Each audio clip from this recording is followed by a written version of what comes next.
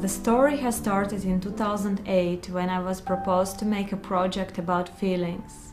I was wandering through the streets of St. Petersburg one night, and there I met Lila, a punk girl who was completely drunk and who was pushing a baby carriage in front of her.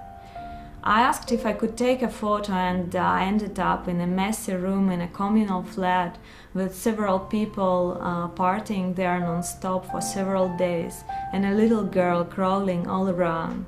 I stayed there for a considerable period of time, documenting their life and concentrating my attention on the world of the little girl. I became more or less part of their life. That's why my story became like a personal diary. I was proposed to make an exhibition in St. Petersburg, and my characters came to the opening as well. And the next day the publication with the photos became viral in the internet.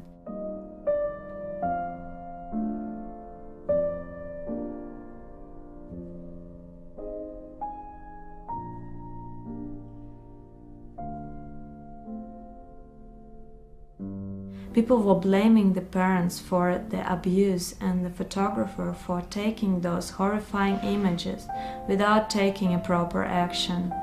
Someone has reported to the police and the criminal investigation has started. They wanted to take the child to the orphanage. I refused to be a witness to this case. The story raised several important questions. Should a photographer be just a witness, or should he try to change the situation?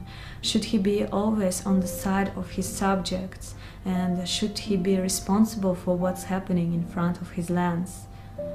Several years after, I was still visiting the family, and the girl was still living with her father while the mother has disappeared from their life.